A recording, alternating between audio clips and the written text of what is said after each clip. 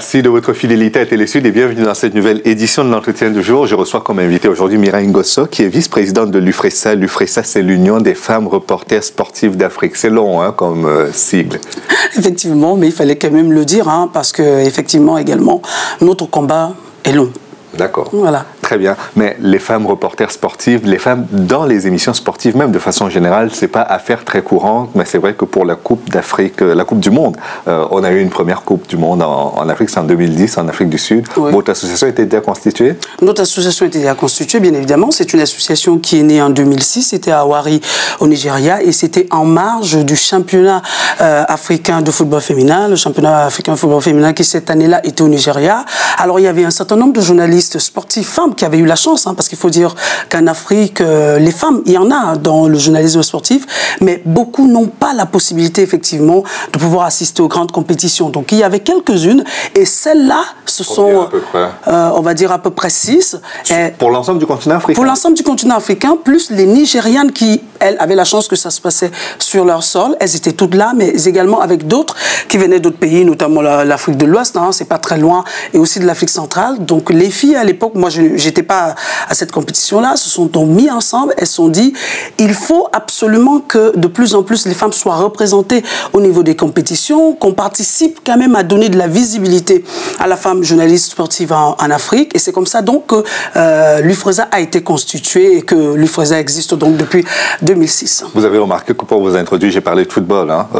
C'est pas pour dire qu'en football, on est plus macho que dans d'autres disciplines sportives, mais dans quel domaine est-ce que vos membres, les membres de l'UFRESA, exercent le plus? Est-ce que c'est dans le football, le hand, le basket, non, le volley? On va dire c'est le sport tout entier. Hein. On a d'ailleurs l'UFRESA, c'est pas seulement, c'est vrai que c'est l'Union des femmes reporters sportives d'Afrique, c'est ce que nous avons dit, mais est assimilé, c'est-à-dire que des caméra women, des femmes qui s'investissent également, tous les acteurs et actrices du sport en Afrique sont invités à rentrer dans cette association-là. En tout cas, elles sont considérées comme étant des membres à partir du moment où elles font la demande. Donc, on est dans tous les sports, on n'a pas de restrictions, tous les sports. C'est vrai qu'en Afrique, le football reste le sport majeur et que bien évidemment, c'est la discipline qui organise le plus de compétitions. Donc on peut penser, mais sinon nous investissons, nous sommes dans tous les sports, aussi bien les journalistes qui sont à l'intérieur que les acteurs et bien évidemment, je vous ai dit tout à l'heure, les photographes, les caméra-women. D'accord. Et là, dans l'actualité hein, de l'association, c'est cette réunion que vous organisez à Abidjan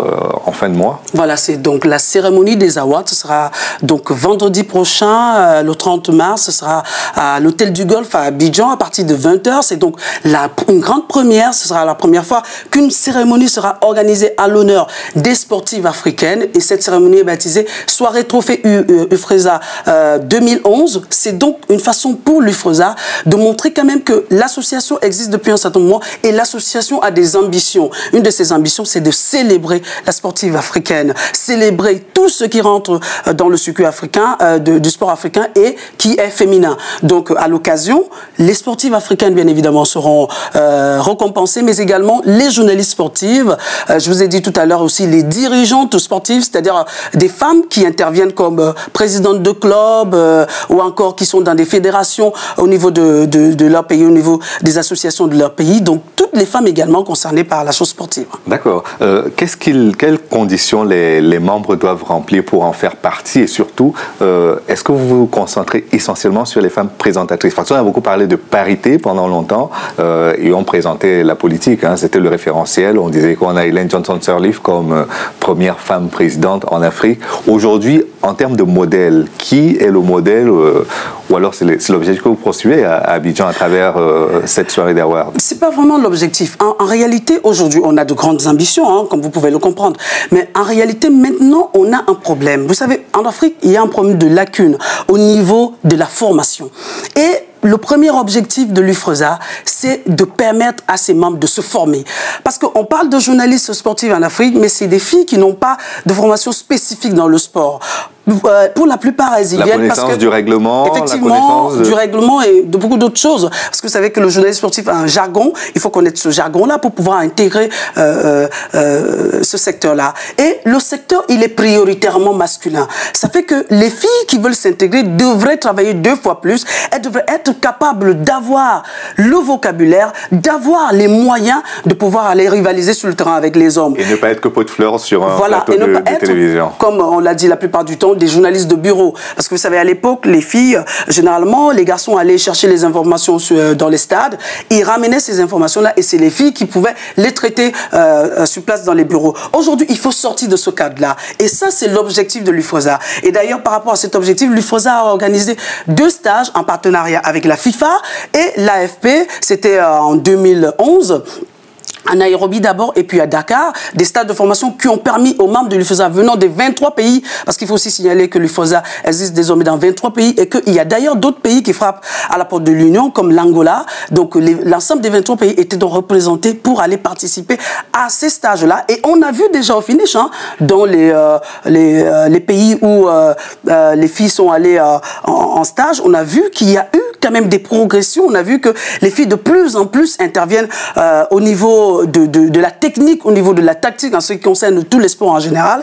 Et d'ailleurs, une fille, et heureusement c'était une Camerounaise, a été lauréate de ces 2 concours-là, de ces 2 stages-là, pour aller, heureusement parce que je suis Camerounaise aussi, bien évidemment, et elle a donc allé représenter, on va dire, l'UFOSA à la dernière Coupe du Monde de football féminin. C'était pour nous une victoire, c'est une victoire, mais ce n'est que le début, en réalité, du combat que nous menons, du combat que nous voulons mener et que bien évidemment, avec déjà les partenaires que nous avons, que nous voulons essayer de mondialiser pour que les gens sachent effectivement qu'en Afrique, les journalistes sportifs veulent sortir de l'ornière. D'accord. Et quel type de rapport vous entretenez avec les sportifs de façon générale? Parce que vous faisiez la différence tout à l'heure entre le terrain et les bureaux, mais quand on va sur le terrain, on rencontre des sportifs, à la fois des sportifs hommes, mais aussi des sportifs femmes. Ça se passe mieux avec les hommes ou avec les femmes? A priori, les gens pensent que ça se passerait plus facilement parce que nous sommes des femmes et que vous savez tout ce qui peut se dire autour, les attraits, les charmes et tout. Mais c'est pas ça. Nous avons les mêmes difficultés que les garçons. Il faut aller arracher une interview, il faut aller rentrer dans les méandres d'une équipe. C'est pas évident. Donc nous avons les mêmes difficultés. C'est pour ça que je vous disais tout à l'heure d'abord qu'il fallait donner les moyens aux filles. Et les moyens, c'est aussi la ténacité. Apprendre aux filles à être ténaces, quelles que soient les difficultés, à aller de l'avant, à pouvoir rentrer comme les hommes le font, à ne pas avoir de préjugés également, mais à savoir qu'elles sont d'abord journalistes et que leur travail, c'est de chercher l'information. D'accord. Revenons à cette soirée, les Awards d'Abidjan. Qui invitez-vous? Qui sont les nominés? Comment va se dérouler la soirée? Et à quel moment est-ce qu'on saura qui est l'heureux élu ou l'heureux... Alors, la soirée, elle va se dérouler, ce sera vraiment un spectacle, parce qu'on veut bien évidemment allier ces récompenses-là à la fête. C'est la fête, c'est la grande fête du sport. Effectivement, Mewé, qui célèbre d'ailleurs son anniversaire, justement, Mewé sera le grand invité, c'est le grand artiste qui sera à l'Hôtel du Golfe vendredi prochain. Mais également, nous avons comme marraine de la cérémonie, Maryse Ewanjepe, qui est un grand nom quand même de l'athlétisme. Nous avons également Philippe Doucet qui sera donc le présentateur de cette émission. C'est comme de ce spectacle. C'est comme pour vous dire... Heureusement que vous pensez aux hommes. Effectivement, bien évidemment. Il y a beaucoup d'hommes qui nous encouragent. Nous avons des partenariats, je vous ai dit tout à l'heure, avec la FIFA, avec l'AFP et avec d'autres fédérations internationales et nationales aussi bien et continentales également. Ça veut dire que les hommes sont à nos côtés et que les hommes comprennent qu'ils peuvent nous aider à nous épanouir dans ce que nous avons choisi de faire. D'accord. Donc vous disiez que l'association a été créée en 2006. Ce sera donc bientôt le 10e anniversaire, si tout se passe bien. Effectivement, ce sera le 10e anniversaire. Et c'est également pour ça que nous sommes un peu dans les grandes réalisations. Excusez-moi d'utiliser ce terme. Mais ce que je veux dire, c'est que vendredi, il y aura donc...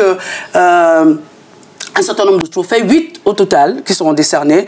La meilleure l'athlète qui aura le plus participé à la promotion de la paix et au développement en Afrique, la journaliste sportive de l'année, mais également la dirigeante de l'année. Il y aura donc 8 trophées, comme je l'ai dit, qui seront dispatchés à Abidjan au cours de cette cérémonie. Et pourquoi Abidjan? Pourquoi ne l'avoir pas fait dans un autre pays? Par exemple, Lusophone, vous me disiez que c'est plus de 23 pays aujourd'hui qui font partie du réseau des femmes reporters sportives. Vous auriez pu choisir un autre pays? Effectivement, on aurait pu choisir un autre pays, mais je vais signaler, mais ça n'a rien à voir. La présidente de l'UFOSA est ivoirienne, elle s'appelle Elisabeth Goli. Peut-être également, on peut dire que c'est une des raisons. Mais la raison fondamentale, c'est quand même que c'est un pays qui est passé par des troubles. On se rappelle encore il y a quelques mois. Et nous avons voulu organiser ça en Côte d'Ivoire pour rentrer également de notre manière dans ce processus de paix qui est en Côte d'Ivoire. Effectivement, et la réconciliation. Essayer d'apporter aussi notre petite touche, notre part à cet édifice paix qui se fait en Côte d'Ivoire. Et quelle place vous faites aux autres membres qui ne sont pas francophones, par exemple, les Angolaises, les Équato-Guinéennes, dont les pays sont assez leaders dans certaines disciplines, qu'il s'agisse du volleyball pour les Angolaises ou pour les Équatos du football? Effectivement, elles ont leur place. D'ailleurs, les 2 stages qui ont été organisés à chaque étape, c'est-à-dire aussi bien à Nairobi qu'à Dakar, il y avait des formateurs lusophones, il y avait des formateurs arabophones, parce qu'il faut dire également que les maghrébines sont avec nous, le Maroc, la Tunisie, l'Algérie. Donc on prend en compte toutes ces différences-là qui font d'ailleurs la richesse de notre association. On prend en compte tous ces facteurs-là et on essaie de mettre chacune à l'aise par rapport à sa langue. D'accord. Et qu'est-ce qu'on peut aujourd'hui vous souhaiter au soir de cette soirée de gala?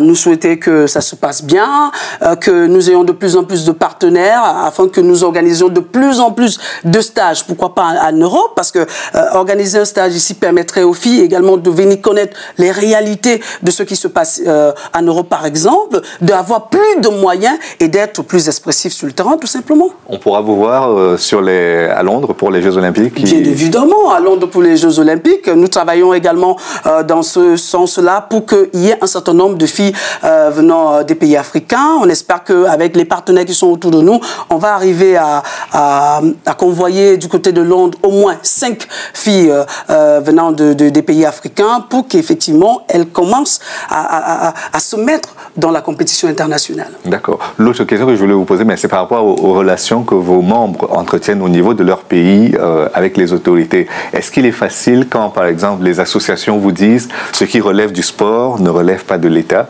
et donc nous voulons gérer ça nous-mêmes? Comment vous faites pour que la parité soit respectée dans votre métier au niveau des pays respectifs? Oui, mais la parité, c'est le travail. La parité, c'est d'abord de prouver sur le terrain qu'on est capable de faire comme les garçons. Et notre force, et c'est ce que nous disons à nos membres, c'est le travail. Et d'ailleurs, on l'a vu dans un pays comme le mien, au Cameroun, on a vu qu'il y a plusieurs filles qui sont chefs-service des sports, qui sont présentatrices des grandes émissions de football au Cameroun. Moi, j'ai été une présentatrice d'une grande émission de football sur la chaîne la plus regardée au Cameroun. Ça veut donc dire que c'est ça voilà, c'est ça qui nous permet de pouvoir parler aux autres, de pouvoir aller faire face à nos interlocuteurs, notamment les fédérations ou encore l'État à travers le ministère des Sports et de l'Éducation physique dans tous les États africains, et de pouvoir leur dire, nous, on voudrait que nous soyons jugés au prorata de notre travail et non parce que nous sommes des femmes. Merci on est des beaucoup. Journalistes comme tous les autres. Merci Mireille Ngosso d'être venue. Merci à vous. Et merci à vous d'avoir suivi l'émission jusqu'à son terme. Rendez-vous demain pour une autre édition de l'Entretien du jour. À bientôt.